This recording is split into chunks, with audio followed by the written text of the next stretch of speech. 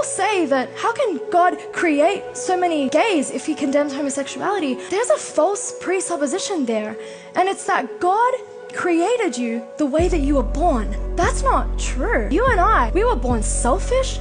We were born with a desire to sleep outside of marriage, not to forgive. We were born with a desire to rebel. God didn't create us like that. God created you and I with a free will, and God expects us to exercise that free will to decide, am I going to give in to my sinful desires, or am I going to choose him? Can you imagine if you were born with, a high testosterone level and you stood before God and said, I know I hit my wife, but I was born that way. You made me like that.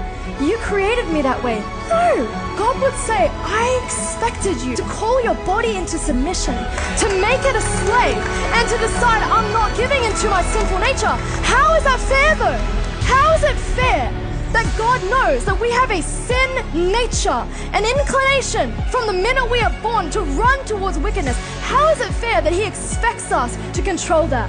Well, maybe fair enough if it weren't for Jesus Christ and the fact that he went to the cross to crucify the power of sin and death. That is the whole point of the gospel, that he who knew no sin became sin, that we might become the righteousness of God.